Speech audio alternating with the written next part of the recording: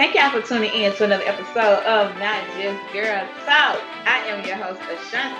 And I'm your host, Tiffany. And thank y'all for joining us again. Welcome back to the couch. Over there at the bar with Tiffany at. Wherever you want to go, wherever you want to be, it don't matter. As long as you're over here at Not Just Girl Talk. Thank y'all for listening and joining in again week after week after week. Before we get started, Tiffany gonna let y'all know where y'all can continue to tell a friend, tell a friend, and tell a friend about Not Just Girl Talk. Yes, we are available on all social media platforms, including IG and YouTube. If you haven't, please follow us on YouTube and make sure you subscribe if you have not told a friend to tell a friend to tell a friend. Subscribe to our YouTube channel and let someone know to subscribe to our YouTube channel. Follow us on IG too and all of our other social media platforms. But all of our social media information is in our bio. So check it out. Yes, check us out. And y'all already know before we get started, especially for today's episode, you're gonna need a beverage in your hand, okay? You're going to need a beverage. So I do have a half and half lemonade spiked spiked tea. That's what this is, half and half spiked up for today's topic. So yes, I am drinking this. So Tiffany, what you got over there? You got the bar. No, I have orange. What's the prize? It's a Minute Maid. No, it's Jack Daniels. Okay, I'm like, what the? But I felt good about it. Jack Daniels Southern Peach. It's just about a lot of us. No, but we kind of got the same color drink. Yeah, it's just a little cool, little lightweight. Okay. We got the same color drink today. That never happened. Let's see what percentage alcohol is this? Not much.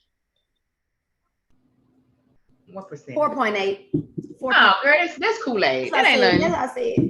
It's you ain't real lightweight, so I'm not drinking. It's real light. See, I told you it was orange juice or peach juice.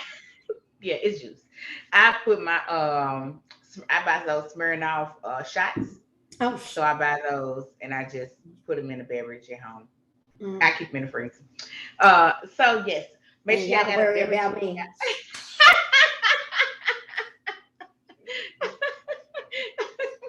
I know I be having them in the freezer. The other day, Fat asked me something. I said, I don't remember. He said, "Mom, I told you guys stop drinking. You can forget stuff. When you drink, it shrinks your brain." You better hope the right amount of box in there and not decrease. So it's gonna drink it messes your brain. Be drinking it up. That's why you can't remember stuff. Now I can't remember because y'all. I agree. Yeah, kids will do that too. I need to look at the coat. Yeah. I agree. All of it. Oh snap. And so yeah. So what you been doing this weekend? What you had going? What you had popping? Yeah. So our girls or the girls Easter egg hunt. Easter is tomorrow. So Easter, and they are doing the little Easter egg hunt and all of those. So they're enjoying. So yeah, that's all that we have going on. And dyeing eggs. So dyeing eggs and Easter egg hunt. I love the Easter egg. So yeah, I know. So we still have all of that stuff going on. They keep us busy. I love the Easter egg hunt, baby. Ain't nothing like an Easter egg. I think it's the dye. My kids not gonna go Easter egg hunting, but I'm gonna definitely go buy the dye and just color. I just color Easter eggs. I'm allergic to eggs. I really can't eat them, but I will eat it. It ain't gonna do nothing. Make my throat scratch a little bit. That's it. Just a little. See how much? Just a little bit. Just a little bit. Just a little bit. So I'm gonna do the Easter eggs for the kids. I feel like my hair is up over here. It's sick. I got my hair hanging out. Okay. I have to fix it. Yeah. So that's what we're gonna. I'm definitely gonna do that. But I've been I've been outside too much. Like I've been hanging out. I've been kicking it. Have a good little time. Meeting new people. Hanging out. Need to be smiling. Put a smile on my face. Let's say that. So excited to be hanging out. Whatever. Yeah. So sip on it and speak on it. What we got? So, my question of the day is, oh, I had two again. So we're gonna go with your significant other develops a serious illness and can no longer perform certain conjugal duties. He or she gives you a free pass to get sex elsewhere. Would you use it? Why or why not? Oh, let me see what I use it. Oh, I don't think I would want to use it because you have an illness. But I think I should use it because I have a need. Oh, the dilemma. You know what? I'm just not gonna use the pass. I'm not gonna use the pass. Nope. They got toys. That's what I was gonna say. I would try, but then also, they said so. I'm thinking conjugal, so they thinking, oh, something in his anatomy is not working. The mouth is fine. That's something that is used. Okay. So I'm just thinking there's more than one way to get there. It's everything not okay. So I would assume that unless you are quadriplegic, something, and even still your mouth. Never mind. But yeah. Seriously, all this work, baby, all this work. So you're gonna have to get me there. Something. I mean, but and then like you said, other things that can help. Yeah. So I mean, it just depends on, But if it's something, a relationship, you said significant other, didn't say husband. Husband, I definitely would feel inclined to have to really put in the effort and try, because I wouldn't want to do that. We took vows. But if we're dating and if it just wouldn't work, and I have to be honest, but I would try my best, but I wouldn't use a pass. If I feel like it ain't gonna work, I would just call off the relationship. I would if you gave me the pass, I would call off the relationship.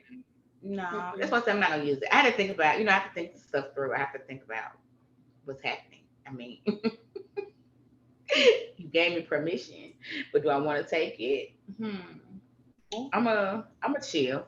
I'm a chill. I ain't gonna do that because I feel bad. Even if I did use the pass, I think I would feel bad in the act because of your situation, and I went ahead and I just wouldn't feel right. Yeah. The way I'm set up, I wouldn't feel right to do it. Yeah. So no, I would not. Let us know what you're gonna do. Who out there said, give me the hard pass? I'll be back. I just don't want to know. Just, he not want to know. True. So some people just be out there doing it and don't say nothing. Don't ask, don't tell, It's okay with me, but just don't tell me. I don't know. That's me assuming. I don't know. But then I would know. So I think that's a problem for me. Like I would know, so it will eat at me. Yeah, and I would so I don't know. I would want to be bad. I just want to be a bad girl. Like I just wanted to be I just wanted to be bad, and I could never be bad. Like crazy, but yeah, we weren't bad people. You know that video I just sent you, girl, that I knew the person to send it to. Yeah, Tiffany had it on there like that's gonna support you in all your foolishness. And make you I will help lift you and get over that balcony. Wherever you need to go, what we doing? What we doing, girl? Yes, I'm here for the foolery. Yes. I'm here for the foolery. We're a little bit older now. We got things to lose, but back in the day. I know. Lift me up. Lift me. I got it. Well, we're finna go. Oh, y'all. Okay. Speaking of foolery, one time. So it wasn't with Tiffany. It was with my other friend. Yo, we left the club. And she was like, girl, she was talking to this dude. And she was like, ooh, I already know he at the house, but he ain't answering. I was like, we can roll through. Yep. Like, yep. She was like, yeah, we're finna ride through. I was like, shoot, let's go. So we rode through. Man, we saw a foreign car in the driveway. Oh. So we already lit, right? So she was like, what we need to do? What we need to do? I was like, girl, oh no, just pull up and let's see. I'm like, you finna knock on the door? She's like, no, I ain't gonna knock on the door. We so stupid. She was like, I should take them license plates. We ain't taking plates. But so she put the car, it's so dumb. Like we was so stupid. She put the car in reverse and she like his bedroom window was like right there. She turned her high beams on. She turned the high beams on in the car and was just blowing the horn. And then she got out, and then I was blowing the horn. She's like, keep blowing. I'm blowing the horn. She was like, yeah, I know you in there. Y'all, it's about 3 o'clock in the morning in a whole neighborhood. Like, yeah. I don't know if he got up. I feel like he got up. I don't remember if he got up and came to the door. She hopped in the car and we drove off. Like, yeah, foolery. I'm like, girl, we didn't even do nothing. She was pacing back and forth. Like, what should I do? I was like, I don't know. No, what? No, I've not really messed with cars. At least not airing car. I've not messed. It wasn't even be his car. We was not messing with his car. That's the thing. Like, I'm not messing with cars. It was her car. But it was not Arian's car. Yeah. Not messed with cars like that. Mm-hmm. Oh my goodness, that's too funny. So yeah, that's something great, girl. Yes, that's something that we did. That was random. I know, y'all, but we was kind of heading in that direction a little bit. Had to throw a little story in there. Yeah, may get a little bit deep. Oh, wait on, no. Oh my goodness, I done did some stuff. Woo-wee. Man. Anyway, moving on into our topic of discussion, y'all. So we're gonna just kind of have girl talk, and I wanted to let you all know what's been going on. So we are in season 2 of our podcast, and with us being in season 2, I feel like you all have seen us grow within our podcast, heard stories about, of course, both of us being married, both of us being mothers, and kind of what we do day to life. Pretty much, this is a real podcast. Our podcast is true to life. It's real life. We definitely center our topics around it, things that are truly happening with us and that we've experienced and that we can pretty much speak on. And I just wanted to let our listeners and our supporters know that I am divorced. So, yes, I have gone through divorce now. It's been a month. I think a month. Yeah, right at a month, a little over a month now that it's official. I've been officially divorced, but separated for a year. And we've been still moving along through the podcast, still putting out our content, even in the midst of what I've been going through. And I would definitely say Tiffany's been a great support throughout this entire process. And we kind of wanted to touch on it for a moment. And one thing that I heard over this weekend, so my kids went to a little house gathering the other day. And I was just talking to somebody, just casual conversation. And she was just saying how she was going through a divorce, right? And I was just like, oh, okay, you're going through a divorce. She was like, yeah. And, I did let her know, hey, I just went through, a divorce, been right at over a month now. And she was like, oh, really? So she kind of was not excited that I had been through it, but, you can kind of relate to somebody and y'all can kind of like connect with something, especially like a divorce. And she was like, we never, one thing she said I thought was, pretty good. She was like, we never leave when we're supposed to. We always stay longer than we should. And I was like, I like that, and I was like, she was like, in everything that we, kind of do as women and in relationships, things like that. And I was like, just thinking about even our last week topic about letting go of things that we stay in too long, whether that be friendships, relationships, whatever that may be, a little longer than what we, tend to, or we should do. And now in the process of the separation, I'll say Tiffany was Definitely supportive. I had like emotional moments. Would you say so? So I know. So of course, I know all that has been going on.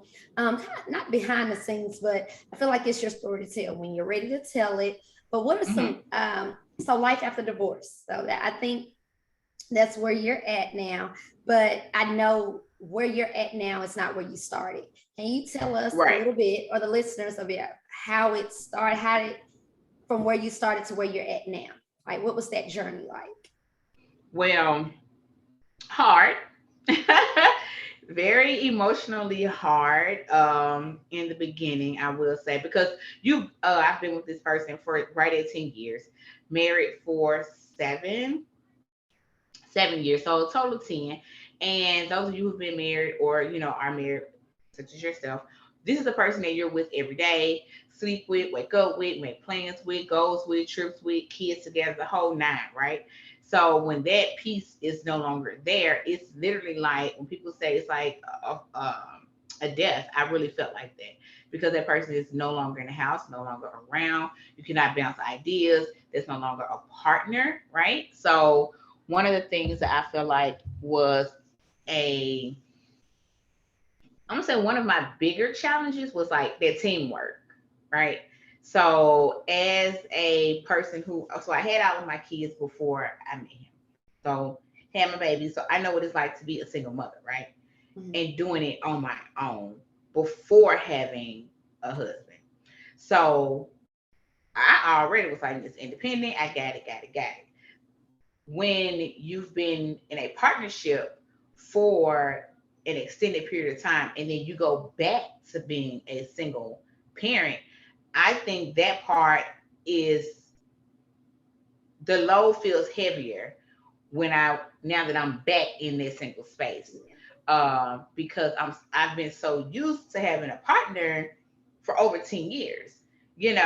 Beforehand I didn't have that husband and partnership where we were already juggling like children, or I had somebody helping and I was doing it by myself.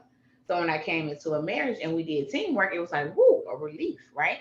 Mm-hmm. So he can go pick somebody up while I'm somewhere else, or I could be at home cooking while he go pick somebody up from a game or something. And so now that it's just me in that space, that's been I think the most difficult outside of just the emotional part of it is having to adjust to being pretty much by myself again and doing everything by myself. So that's the part I think is that has been the most difficult. And I don't like to say difficult, but challenging. I mean, it's been challenging. It's been difficult. It's been challenging. I be trying to be strong, like, I got it. I can do it. I'm very much that person, y'all. Like, who about to see me sweat? I got this. I can make this happen. But and I think you've met some great people. I think one of your friends or a couple of them has said, it takes a village. Stuff has happened since you've been going through this process. Like life been lifing.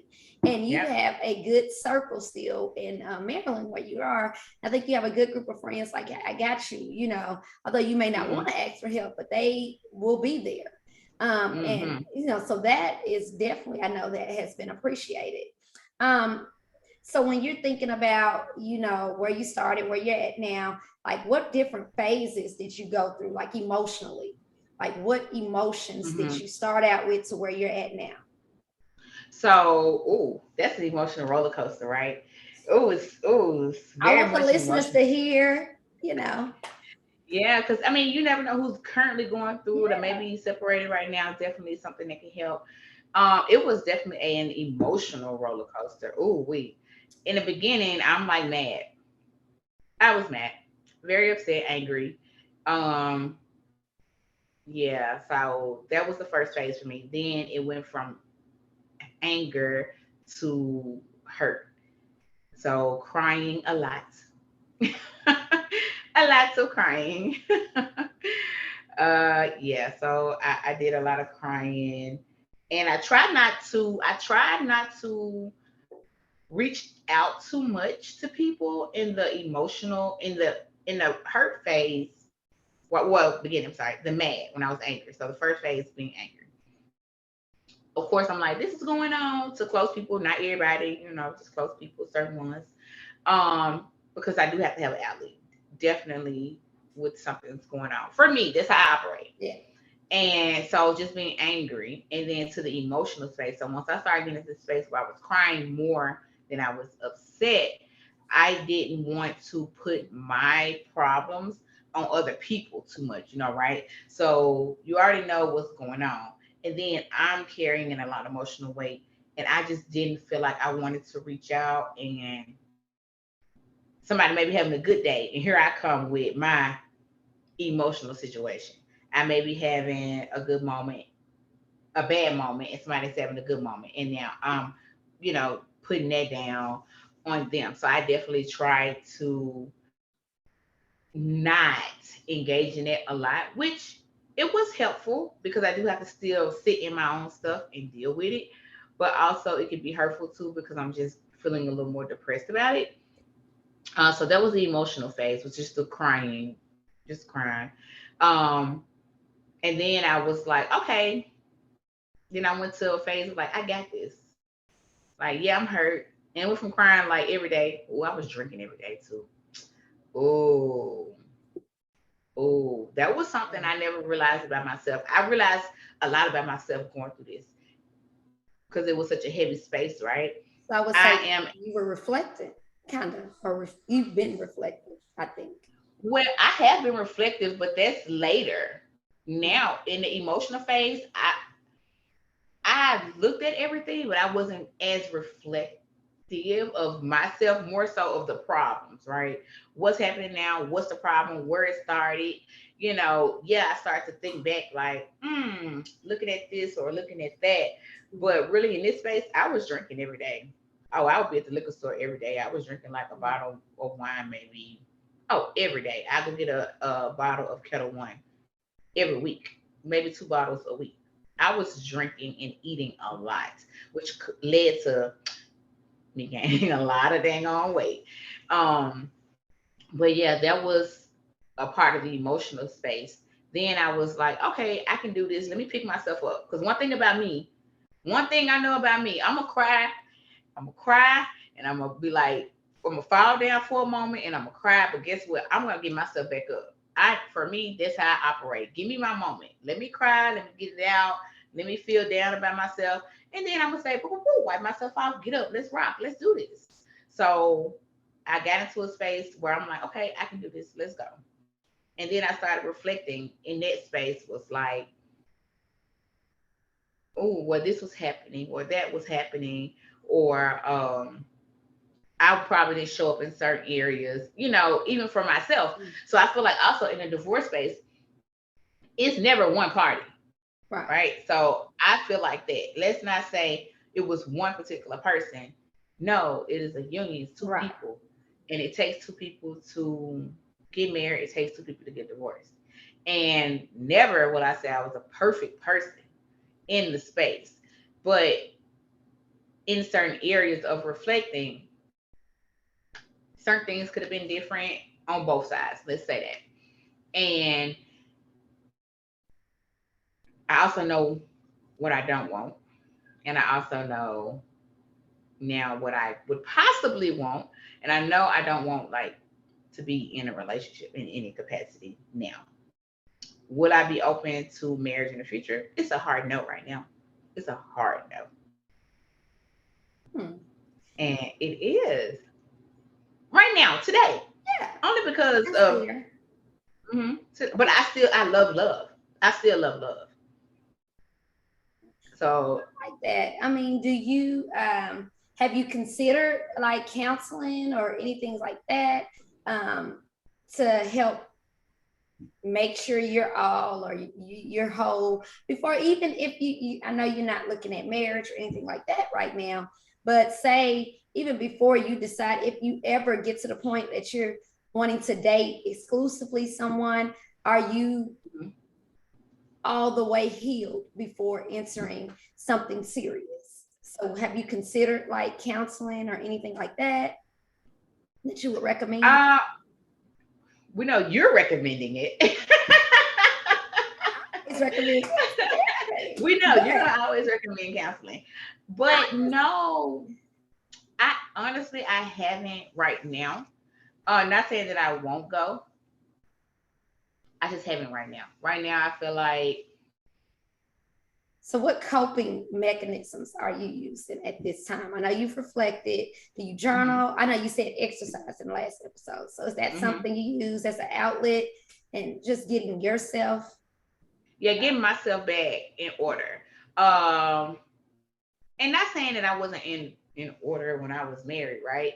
But now it's really like, okay, me and my babies, what I got to do to make sure the ship stays afloat.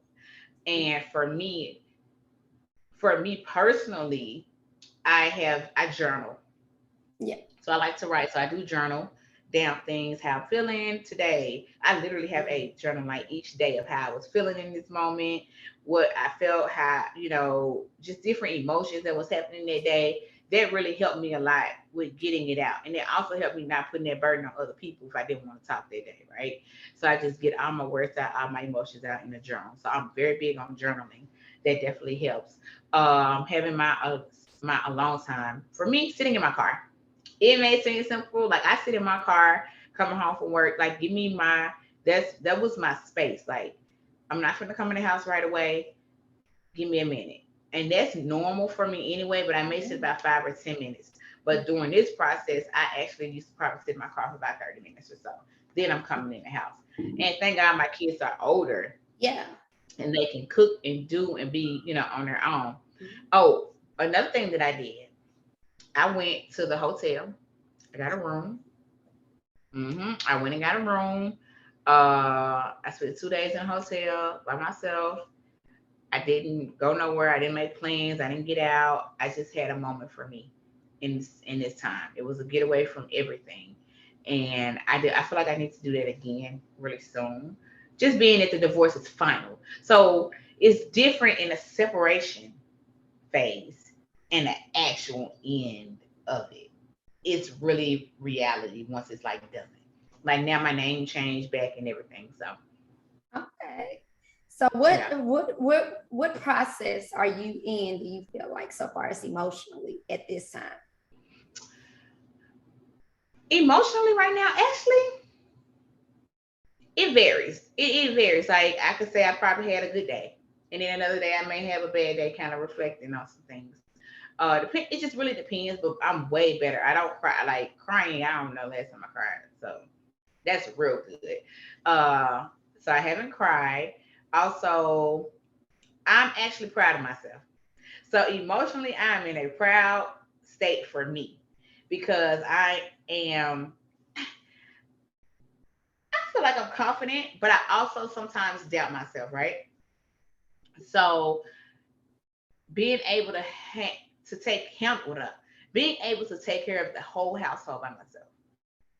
I didn't think that I would be able to do it by myself. Just me taking care of the entire household, taking care of kids with no help from anybody, not the kids' dad, not my ex-husband, none of that, right? Just on my shoulders. And to see that I've been able to do that has truly, truly been. When I say I'm proud of myself, I've been like pat myself on the bed. Yes, it was always like, girl, shoot, you was doing it anyway. But I get that y'all had been together so long and you felt that teamwork, and you know what I'm saying. I'm not doubting that or dismantling that, but I do think that prior to him, you was doing it, So you just that's true. You just don't remember because it's been a while. But yeah, tell a woman she gotta do something, you're gonna be like, I got this. Yeah, you ain't got no choice, but you gonna make it do it, And I'm really proud of myself that I've been able to, do it. And I'm in Maryland. I have no family here. I can't go to my mama's house. I can't go to my sister's house, friends' house. Well, I've gained friends now, but even in this space with my new friends, I love y'all. Y'all listen. Y'all know I love y'all to death. But certain things you just don't want to dump. You know what I'm saying? On people. especially newer people in your life, they didn't know y'all prior to now, and just don't want to dump that. But I have a good community here, but being here truly without like no family and holding it down, because I know it was a question: Are you moving back? Are you going back home? Are you staying? Why I'm going back? Ain't nothing in Memphis. I'm sorry for my Memphians. Ain't nothing in Memphis. Ain't nothing there. I'm just saying it's not. My kids are in literally everybody for to be in high school. Fat is graduating next year. Jay gonna be a freshman in high. My kids are in a transitional phase where moving to a whole nother state, relocating them for what? Changing job for what? Because we got divorced? No. You get up, you grind, you figure it out, and you make it do what it do. And that's what I'm doing right now. So the phases that I'm in definitely is not what it used to be. It's not where I want it to be, but I'm proud of what I've done and where I'm at right now. You know how we feel, girl, but this is, at this point, I know we have I believe about podcast, we talk about real life stuff when stuff happened, but I do feel like this process, of course, I felt like it's your story to tell when you're ready, so that we can start talking more on real life topics such as life after divorce and things like that. How do you start dating? How do you move on? What does that feel like? So, and just all aspects of life, because we are adding more to life. Like we say, life be life. And it really has. And I'm glad that you were able to share kind of what that process is like for you. So that is something, or a dialogue or a Pandora's box or whatever you want to call it, that we can now open and kind of discuss. And from both ends, you know what it's like to be married, and you know what it's like to be in this lifestyle at this point, in this moment in your life. So so I think I got I can write some books. I think I've been through quite a bit. Honestly, even in this space of divorce, I've truly reflected over my life, and kind of like, you people who've been in this space, you think about the good, the bad, the past, the current, the future. You really think about all your past relationships, kind of what you've been through, what they entailed, who they people were, what didn't work. You kind of look at everything because you think, oh, I got it right this time. But then it wasn't right. So now you like, dang, what is it that I'm doing? Now it may not necessarily be specifically you doing something, but it's something that's happening that we probably need to look at. So that's something that I literally reflected on in its entirety, from past relationships to now to future dating, whatever that looks like. It won't be one person. So, right, I'm dead serious. Like, I ain't trying to be in nobody's relationship. And I think when we were talking, I told Tiffany, I was like, I don't see how people have divorce parties. And I understand divorces may be different for different people depending on the circumstance. But for me, it wasn't like, woo, I'm divorced, let's celebrate. No, because I wanted my marriage to work, right? Yeah. And I think everybody's different. As you know, Erica Mena, I think, from Real House. I mean, is it? Yeah. Love and Hip Hop. Love Hip Hop. Yeah, she was married to Safari, and people were bashing her because she was, I think she posted something saying she wanted a divorce. I don't know if she wanted a divorce party or just celebrating that she's thankful for being divorced. And, I saw her celebrating. She was celebrating. And I think everybody's different, nobody was in their household or behind closed doors with them but them.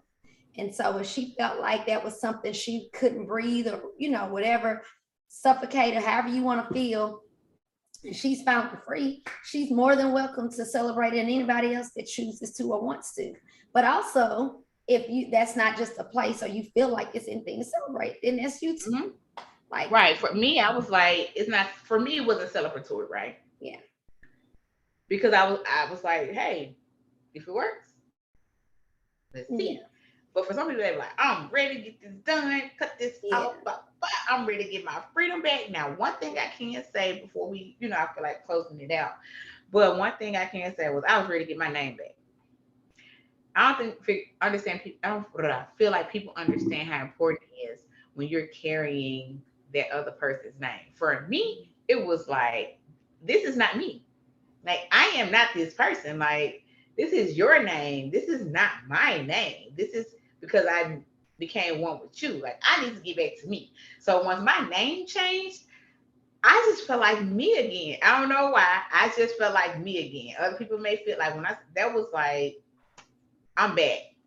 I'm back to me. And that was like big for me to have my name back. Would I, if I get married, would I take another person's name? It'll have to be. I'm telling you, it's gonna be somebody real dear Holyfield special.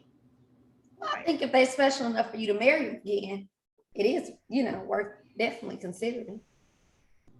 Well, that's true. That's what I'm saying. It's somebody special. You doing things different the second time. If it is. Oh Jesus! Who about to be doing all that?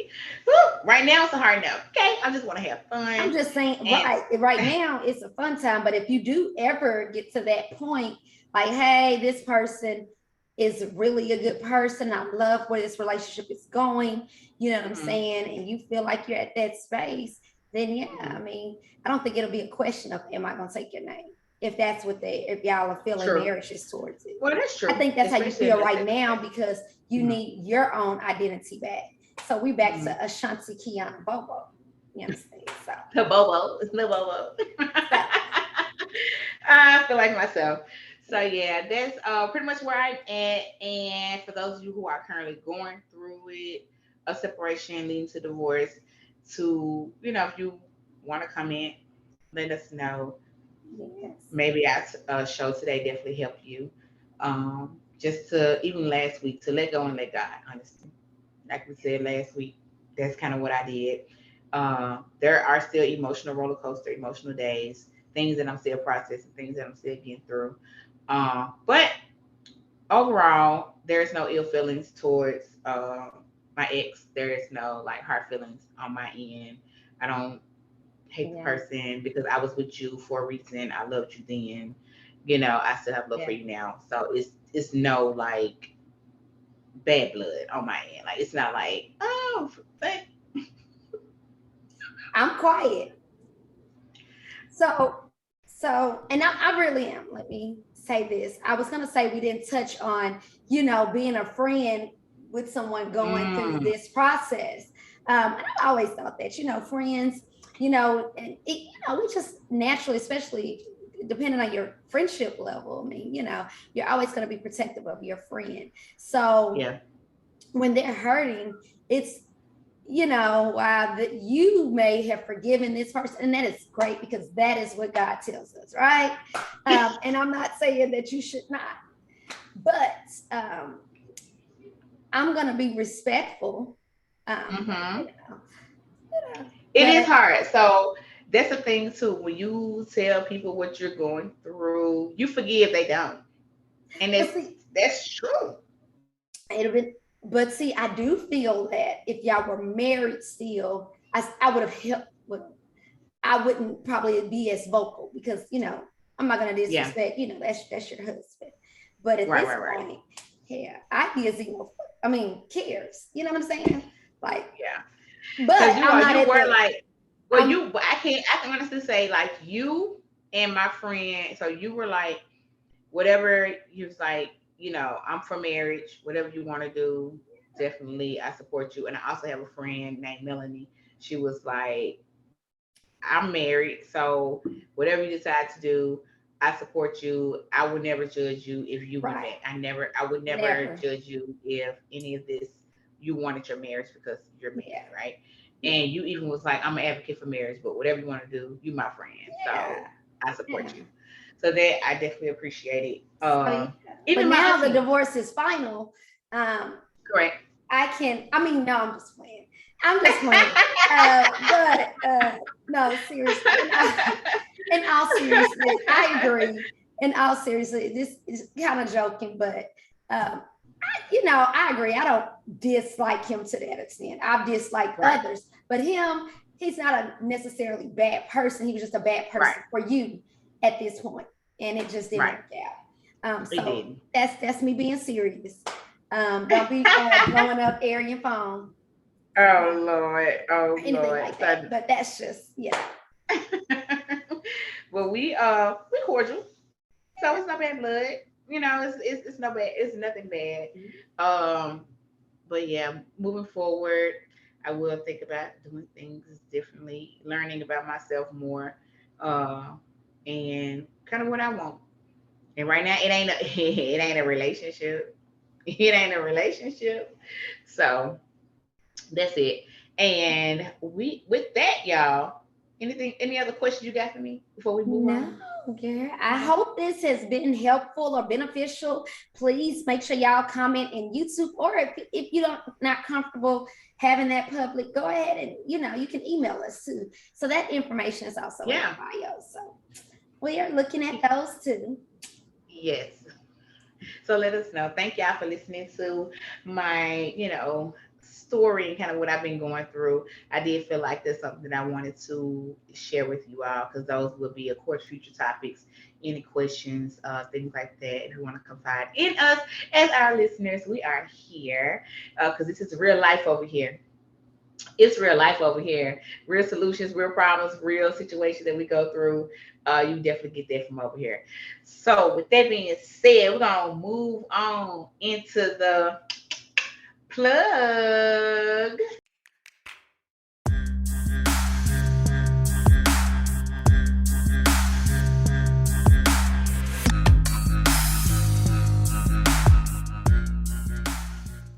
Yes. So my plug for this week, we talked about, just getting ready for standardized testing last week, and, making sure kids have a growth mindset and all of that. But as teachers as well, what are some strategies or ways that we're reviewing when it gets crunch time, when we're reviewing for these 10 ready tests? I think that it's important to, keep it engaging, like bingo, things that they make them think that it's fun, but it's really questions, and it's depending on the level that you teach. Jeopardy making work. You've got room transformations. I was big on doing that, transforming my room to look different, so that when the kids came in, it just looked totally different. I remember for TCAP, I had Miss Franklin's TCAP boot camp, and I had army fatigue all over the room and things like that. But it was just me asking review questions, but it was the environment that I changed. And it can make a difference. Like kids walk in like, hey, I don't know, what are we doing today? What are we doing?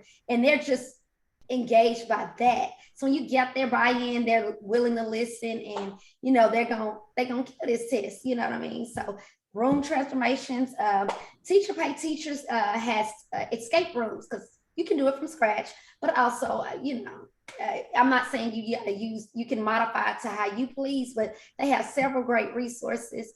But escape rooms are also another good thing. If you ever done an escape room, you can do that for whatever specific topic you're trying to review, but just try to think outside the box. Of course, we can do call and recall and all of that, but especially this generation, they need something more engaging. And just think about things like room transformations, bingo, Jeopardy. Also, I've done puzzles, like so many questions, every 4 questions they answer. So they may have a sheet full of, like, maybe I got a 24-piece puzzle, and every 4 questions they come to me and they get 4 puzzle pieces if those questions are correct. And so the objective is, what's the first team or group that gets that puzzle put together? It's nothing but a dollar store puzzle, but if kids are competitive. So just think about different ways to keep kids engaged, specifically getting them ready for standardized testing. So that's just my plug for this week, kind of piggyback off of continuing from last week.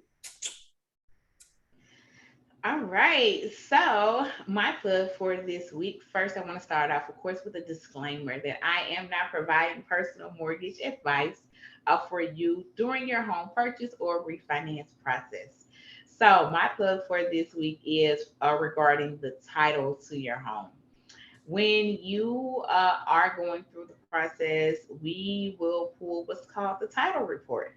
The title report will reveal to us what is going on somewhat behind the scenes. So if you have a judgment, any type of judgments, any type of federal or state tax liens, any type of loan, additional loans with other lenders that may not show up on the credit report, nor are they showing up on the fraud. Well, it may show up on fraud guard, but it doesn't show up on the actual credit report, but it will show up on title. So if that is the case, for any type of judgments or federal or state liens, we do require for those to be paid off prior to or at closing. Sometimes if there is other loans with other lenders, so you may be able to have them do what's called a subordination and become in second position, whereas the current lender is in first position. In order for that to happen, the lender who is already on title has to agree to be in second position. If they do not agree to be in second position, then that would have to be paid off, or just don't do the loan. But it's very important to know what's going on with your home in regards to titles, any type of federal liens, judgments that may be placed against you that will be placed on your home.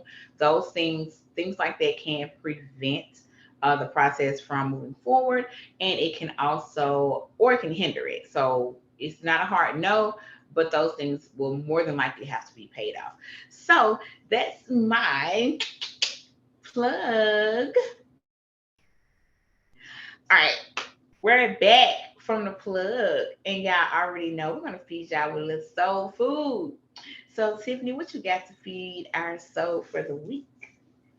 So, our soul food this week is be grateful for what you currently have, because maintaining is not easy as getting to where you are now. So, I'll repeat that. Be grateful for what you currently have, because maintaining is not easy as getting to what you have now. So I think because we were talking, of course, about divorce and things like that. I mean, I'm sure that when that journey first started, a lot of emotions, and they were painful emotions and things like that. But be grateful, I felt like, for the place you are now, because what's ahead, Oh, thank you, friend. Thank you, friend. So we're gonna wrap our show up, and y'all already know it's two things that we want you to do when you're listening to Not Just Girl Talk. Number one is refill your cup and vibe with Tiffany and Ashanti.